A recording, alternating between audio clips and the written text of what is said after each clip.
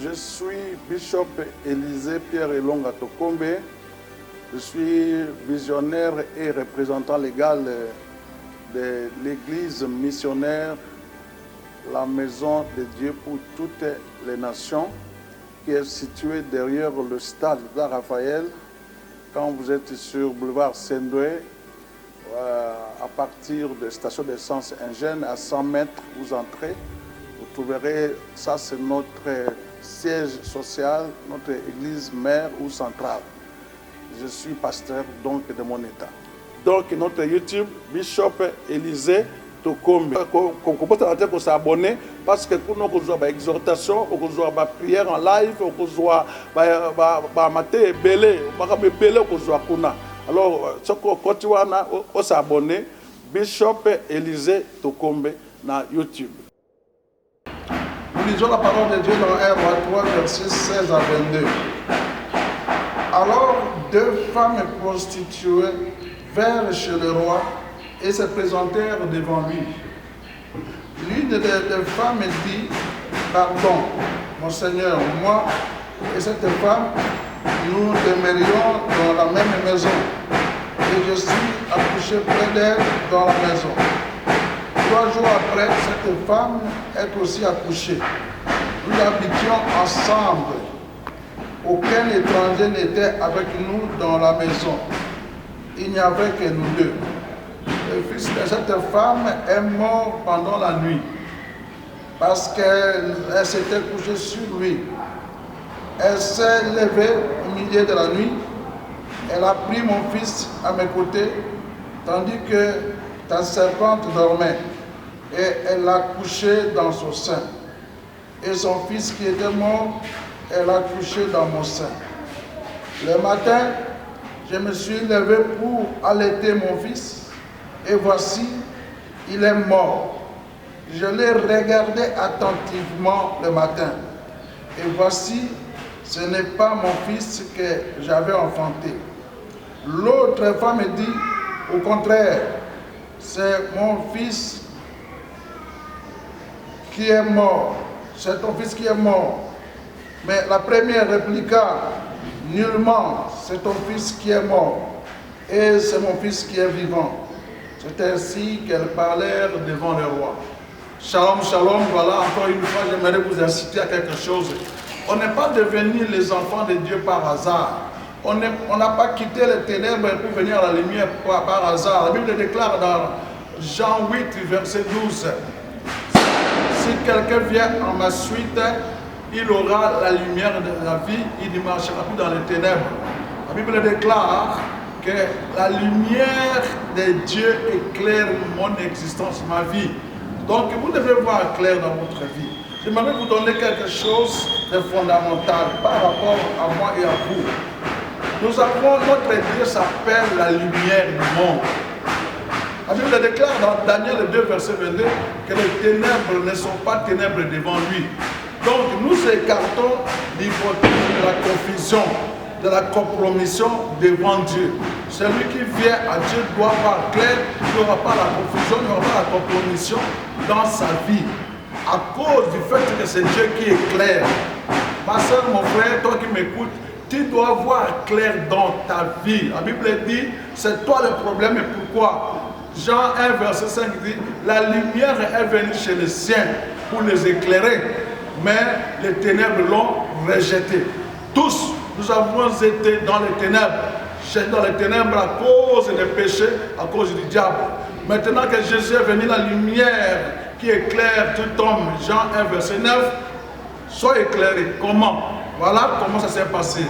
Je veux la première chose, observe bien ta vie et écoute bien la parole de Dieu. Qu'est-ce que Dieu veut pour toi et qu'est-ce que tu vis? C'est là que tu dois chercher à voir clair.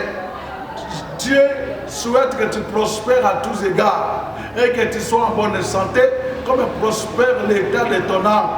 Dieu dit, Jean 10, 10, que l'ennemi vient voler, détruire, tuer. Mais Jésus est venu pour donner la vie et la vie avec abondance. L'abondance, l'abondance, c'est de Dieu. La vie qualifiée, c'est de Dieu. La bonne santé, c'est de Dieu. le succès et la réussite sur la terre, c'est de Dieu. La paix, la grâce, la faveur, le bonheur, c'est de Dieu. Il dit encore dans Jérémie 29, verset 11, je connais le projet que j'ai formulé sur toi, que j'avais formulé. C'est le projet de paix et de bonheur pour vous donner un avenir et de l'espérance. Il dit aux enfants d'Israël, vous sortirez de l'esclavage de l'Égypte et je vous donnerai un pays où coule le lait et le miel. Qui vous a dit que vous allez vivre le bonheur seulement au ciel? Jésus n'avait-il pas dit ceci? Vous aurez tout avec persécution. Même s'il y aura le soleil, même s'il y aura des maladies, mais vous devez avoir tout, fois 100 et dans l'abondance. C'est la volonté fondamentale de Dieu qui est résumée dans Genèse 1, verset 31. La Bible dit ceci, que tout ce que Dieu avait créé était très bon. La perturbation est venue par le péché, par le serpent, par le diable, par l'ennemi. Celui qui est venu voler, détruire. Il dit, malheur à la terre et à vous qui habitez la terre, car l'ennemi, le diable, le serpent ancien est descendu vers vous, animé d'une grande colère, pour pouvoir vous détruire, pouvoir vous arracher, pouvoir vous défigurer, pouvoir vous condamner. Alors, ce que je voudrais, c'est que tu prends la parole de Dieu et tu prends ta vie. Tu mesures toutes ces promesses de Dieu sur toi. Tu regardes ce que Dieu dit et tu regardes ce que tu vis. Aujourd'hui, j'aimerais vous parler de ce que cette femme a fait. Il dit, le matin, on avait échangé mon enfant. L'enfant qui était mort, quelqu'un s'est endormi sur son enfant. L'enfant était mort, mais et puis il a échangé. Quand il s'est rendu compte que son enfant est mort, il a échangé. Il a pris l'enfant qui vit. Et le matin, la femme qui voulait, qui avait l'enfant cadavre, l'enfant mort, la femme a observé, il a dit, j'ai regardé attentivement le matin. J'aimerais vous dire, on n'est plus la nuit, nous avons Jésus la lumière. Viens en Jésus et regarde attentivement ta vie. Cette vie que tu vis n'est pas ta vie. Cette chômage, ce blocage de pauvreté, cette souffrance que tu traverses, cette qualité de la main du mariage que tu as de traverser, ce n'est pas ton mariage. On a déjà échangé. Les sorciers, les féticheurs, les marabouts, ils ont échangé. Ton ventre devait enfanter, on a échangé. Et on a pris la stérilité, on a enlevé la fécondité. On a pris le chômage qu'on vous a donné, on a pris le travail. On a pris ta santé, on a donné la maladie. Et vous devez maintenant observer pour savoir dire non, pour pouvoir prester devant les juges suprêmes, devant le roi des rois. Celui qui tranche nettement et honnêtement. Celui qui dit un mot et personne ne peut dire non. Celui qui tranchera, c'est lui qui doit trancher mon problème. Oh là là, dans Job 5, verset 8, il dit, c'est à Dieu que j'exposerai mon problème, c'est à lui que je me confierai. Et la Bible dit dans Psaume 37, verset 5 et 6, il dit, recommande ton sort à l'Éternel, mets à lui ta confiance, il agira. Seigneur, vous devez savoir dire, mon frère, ma soeur, vous devez savoir dire non à une situation depuis votre cœur et avec vos paroles et vos attitudes. Vous devez refuser de vivre une vie imposée par des circonstances et des événements. Car la Bible déclare que notre Dieu est maître des temps et des circonstances. Tu vas continuer à vivre la résignation, à dire non, je n'en peux rien. Non, Dieu ne t'a pas créé pour vivre dans la résignation. Il faut que tu changes. Il faut que ton cœur te dise non. Il faut que tu dises depuis ton cœur que non. Ça, ce n'est pas ma situation. Je ne vivrai pas ça. Et c'est là, vous devez le faire devant le tribunal de Dieu, qui est le lieu où Dieu doit venir trancher entre nous et Satan. C'est à l'église.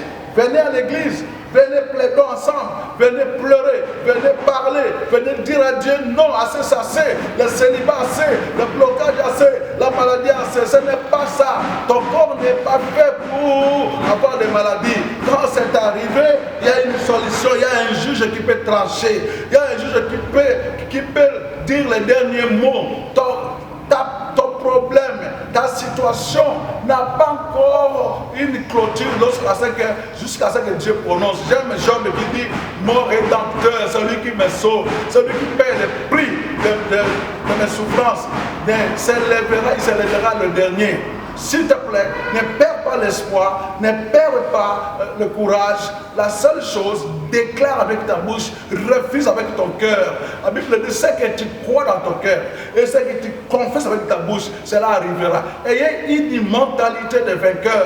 La Bible dit dans 1 Jean 5, verset 4 à 5, nous avons triomphé par la foi. C'est la foi qui triomphe.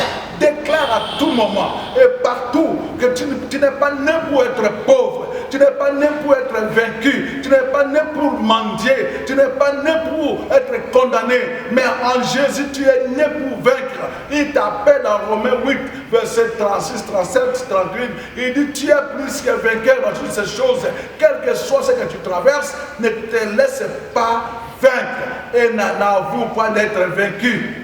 Donc la main de l'Éternel fera sortir. Déclare comme les compagnons de Daniel devant la fournaise ardente. Ils ont dit notre Dieu est capable de nous faire sortir. J'aimerais dire à ceux qui croient que tu es condamné. J'aimerais te dire à toi qui crois que tu ne mettras plus au monde. Je vais te dire que dans la Bible il est rempli d'exemples de ceux qui sont arrivés à la ménopause, à ceux qui sont arrivés dans les situations où il n'y a plus d'issue. Ils ont trouvé d'issue parce qu'il trace le chemin dans les déserts. Il y fait sortir l'eau là où il n'y a jamais coulé l'eau. Je vais prier pour quelqu'un qui traverse un moment difficile, qui croit qu'il est fini. Tu n'as pas fini. Le point final de ta vie, c'est lui qui mettra, il s'appelle Dieu. Et Dieu te promet qu'il est alpha, il est oméga.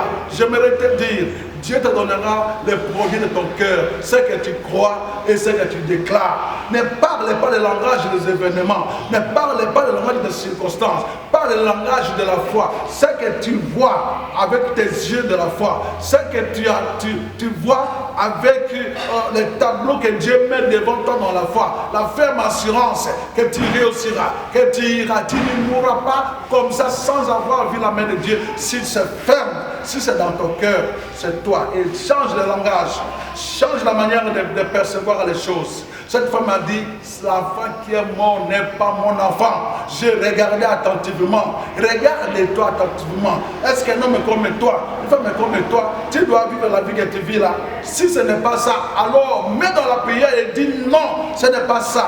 Ce n'est pas ma vie. Renonce. J'aime bien Jésus qui dit dans Luc 9, verset 23, il dit à ses disciples, si quelqu'un veut venir à ma suite, qu'il renonce à lui-même, renonce aux condamnations, renonce aux malédictions, renonce aux humiliations, renonce à une vie limitée, renonce à ça. Tu dois renoncer avec ta bouche, tu dois faire comme Bartimée qui a dit, je ne veux plus être aveugle. Même si on le dit, tais-toi, il dit, je dois voir clair. Il a fini par voir. Une femme m'a dit, si je le touche, je serai guéri. Et cela est arrivé. Déclare, crois un avenir à Dieu. C'est possible, le meilleur appartient à Dieu. Dans Jacques 1, verset 17, il dit, tout don parfait, toute grâce sainte, excellente descend de Dieu d'en haut. Tu ne peux pas être humilié à toujours dans ce monde. Voilà pourquoi je vais prier pour toi. Je vais bouger ta foi. J'aimerais que tu changes de l'air, que tu traverses comme une situation. Père de grâce, Dieu puissant, c'est toi qui augmente la foi dans nos cœurs. J'aimerais que ma soeur, mon frère, qui est terrassé par les événements des circonstances, qui est depuis sa jeunesse, n'a jamais vu clair, tout le temps la sécheresse, le blocage, la pauvreté, la limitation, la stérilité, les incompréhensions, les instabilités, que son cœur, Seigneur, soit rempli d'espoir et que sa bouche soit remplie de paroles positives et que sa toute puissance puisse manifester cela. Merci Saint-Esprit pour celui qui me dit Amen et qui a compris ces choses. Sa situation est en train de changer, quel que soit le moment et le temps qu'il traverse, et cela au nom puissant de Jésus de Nazareth.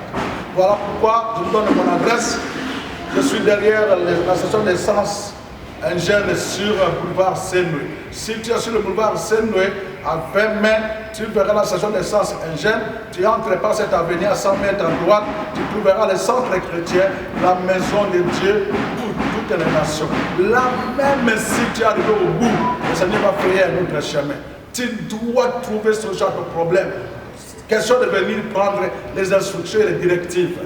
Viens, mon numéro d'appel est affiché, je te le répète, plus 243 85 0 99 67 64, plus 243 43 85 099 67 64. Tu peux m'appeler de partout dans le monde entier. Tu peux entrer dans mon WhatsApp selon plus 243 90 67 64 110. Plus 290 60 30 110. Ce qui est affiché là, c'est WhatsApp aussi. Appelle-moi, demande-moi de prier en ligne. Nous allons déplacer les montagnes avec toi. Nous allons vous faire entrer dans la grandeur prévue par Dieu pour toi. Ta destinée, c'est ta destinée. Personne ne peut détourner cela. Personne ne peut continuer à s'asseoir sur ton chemin. Il doit pouvoir lâcher. Les lions quittera ton chemin et tu arriveras à ta destinée au nom de Jésus. Amen. Je suis Bishop Élisée Pierre Elonga Tokombe.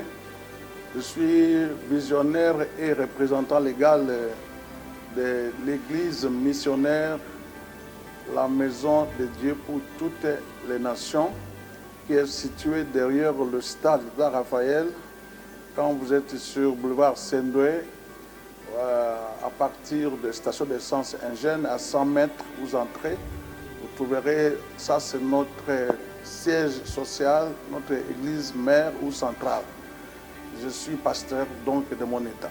Donc notre YouTube, Bishop Élisée Tokombe. Qu'on commence à s'abonner parce que nous avons une exhortation, nous avons une prière en live, nous avons maté belé, alors si on continue à s'abonner, Bishop Élisée Tokombe na YouTube.